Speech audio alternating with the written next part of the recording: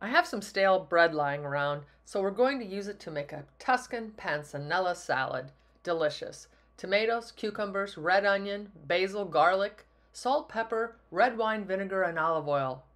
Delicious combination. Take your tomatoes and dice them. You could use any tomatoes you want. If you have heirloom tomatoes coming along, if you want to use Italian tomatoes, cherry tomatoes, just dice them up, place them in a bowl. We're going to toss the salad in this bowl, so make it a pretty good size bowl.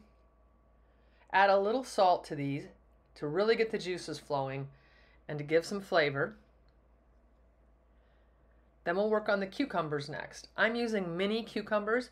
You could use any cucumber you want. I really would not need to peel these because their skin is very thin and edible, but I like the look of the variation of the colors when they're peeled halfway. Dice them. Place them in the bowl with the tomatoes. You don't need any extra seasoning at this point in time. And the red onion is a real key ingredient to this recipe. I'm going to peel a few fine slices and add those to the vegetables. Mix a bit. And then we're going to work on the bread. I'm going to use 3 thick slices of this bread. The goal in this recipe is a 2-to-1 ratio vegetables to bread. So when you look at the amount of vegetables you have, look at the bread and decide what would be about half that. 3 slices will work well for our size recipe. You could go ahead and dice these, but I like the look of a more rustic salad, so I'm going to tear them. Just nice bite-sized chunks. You want to heat a pan on the stove, add the bread, drizzle with olive oil, sprinkle over a little bit of salt, and we're just going to toast them this way, almost like if you were making croutons. Same idea. Toss them for a few minutes until they start to brown. Once they're browned, you'll go ahead and remove them from the heat and let them cool. Go ahead and crush 2 garlic cloves, place into a small jar, where you will then add 1/4 cup red wine vinegar, 1/2 cup olive oil,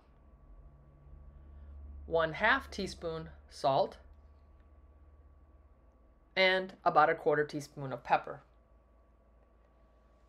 Once you add these, you'll want to shake the jar well to mix. This is the easiest way to make this dressing, is in a jar.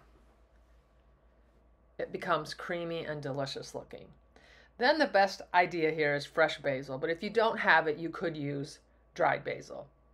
I'm going to chop up about 6 or 8 leaves, add them to the salad. I kept a couple on the side whole to add as a garnish.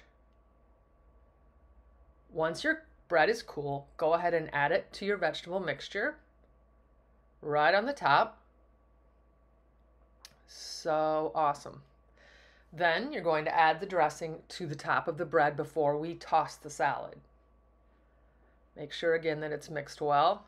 Doesn't it look delicious? It smells so great. You won't probably use all of it depending on the amount of vegetables and bread you use. Toss well. Look at the juices flowing, so good. Adding a little basil as a garnish, and we're going to give it a taste.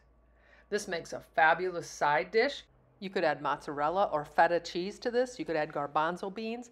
Some people actually grill vegetables ahead of time. They grill the bread and then dice it or tear it later. Whatever you do, you will love this salad. Just yummy.